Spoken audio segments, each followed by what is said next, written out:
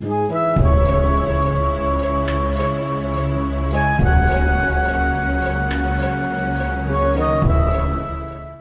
be hard-pressed to find a name or silhouette as well-known as Mickey Mouse.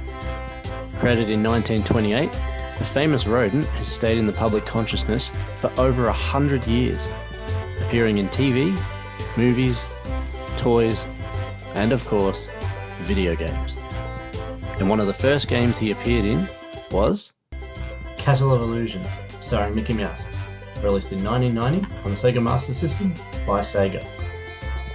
Now I've got to say, Disney had a really good track record back in the 90s and 80s of retro games. Really good. These days, it's pretty much just Kingdom Hearts. Not that that's a bad thing. Anyway, let's pop it in and explore this castle.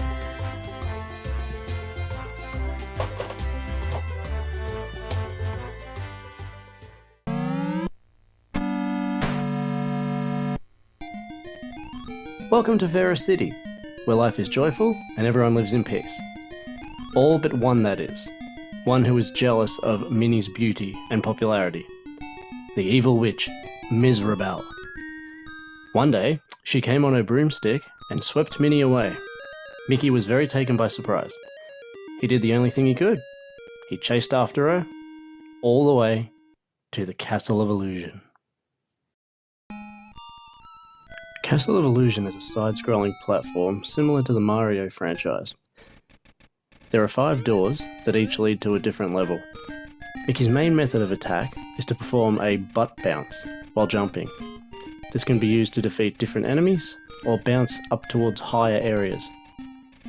He can also pick up projectiles like apples, marbles, boxes and things.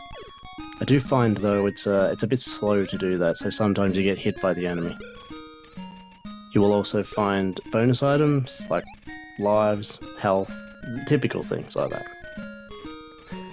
Every level ends in a boss battle against one of the Masters of Illusion, and that's where Mickey can earn a gem, although the final 2 levels award a gem halfway through. After clearing all 5 levels, obtaining all the gems will open up the route to Mizrabel's Tower. There, you must face the final boss, a giant, youthful version of Mizrabel. So, on visuals, I think they're excellent.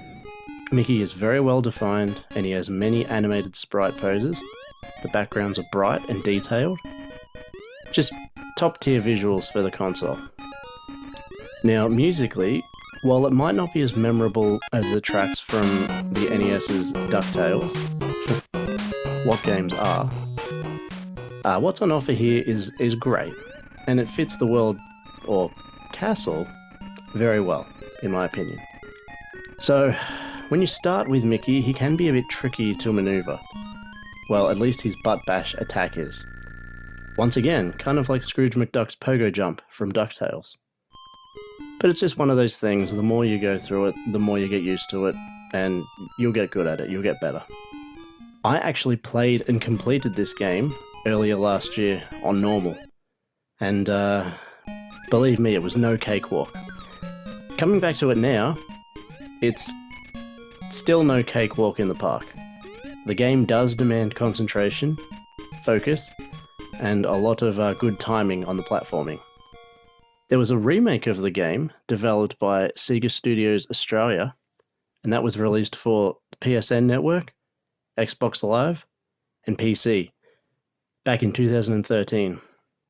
This remake had 2.5D gameplay with 3D graphics. It was thought to be lost media after it got delisted many years ago, but it is currently available on Steam. Now, there's a sequel, Land of Illusion, starring Mickey Mouse, that was released for the Master System in '92.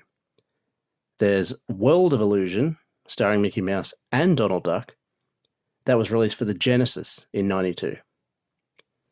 And then, it's unclear, but I think this is unlicensed, in '95, there was Legend of Illusion, and the Master System port was released by tech toy in Brazil. Sega Power Magazine rated it the best Master System game of all time. So you know where they stand. So you're looking around maybe 25-30 for a cart and probably around 50 boxed. This is one of those beloved classics, so the price reflects that.